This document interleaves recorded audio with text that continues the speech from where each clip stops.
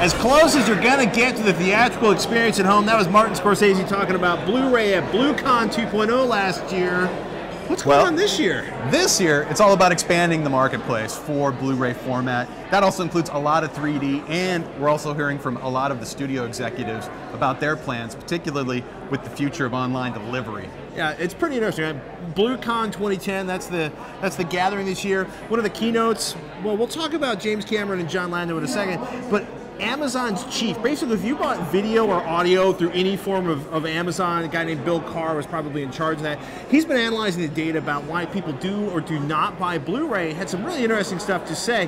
One of the thing that blew my mind was 5 years in after the launch of DVD, 20,000 titles on DVD. Right, no. Oh, 5 years in on Blu-ray. You're right. 5,000 titles. So he feels that one of the things he's getting from the Amazon audience is like, why don't we see more titles? That was kind of his call to the studio chieftains. We want more content. He also wants everything connected to Wi-Fi in terms of Blu-ray players, but we'll get into that later on. Really interesting reason behind that. Yeah, the other interesting reason was the 28-day windows. The studio chiefs all talked about kind of like profitability and video on demand and the challenges and why they've negotiated things like the 28-day window with Netflix, and the result of that is actually more profits. Of course, that's why they do it. Duh, you know. Well, it gives an opportunity for more distribution channels prior to that disc being made available for rent. Well, actually, in this case, it's actually the 28 days is they have 28 days to sell the discs before they show up online. That too.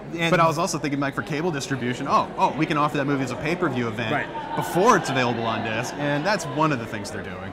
Definitely, and one of the things they're doing basically is figuring out how to make more money off the movie, which means the 28-day sort of blockade for online distribution is going to remain in place. But they're saying in exchange for that, they're giving more titles to companies like Netflix or Amazon Video On Demand, and they're doing it in better quality.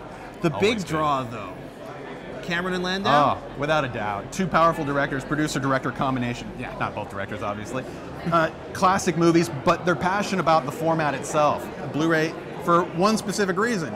Quality. You get the best quality of anything they can do. And for their 3D work, which arguably they're pioneers of this field right now, it's the only format available to consumers that gives you the full quality of that. And they kept harping on it, not harping, but they kept reiterating over and over and over the quality that's capable out of this format. There's nothing else like it, here or in the future. And one of the interesting things was James Cameron talking about what it really takes to make a good-looking 3D movie, because this is a man that thinks 3D is going to be everywhere in a couple of years. You want to see more from BlueCon 2010, including why Amazon thinks every Blu-ray player should have Wi-Fi.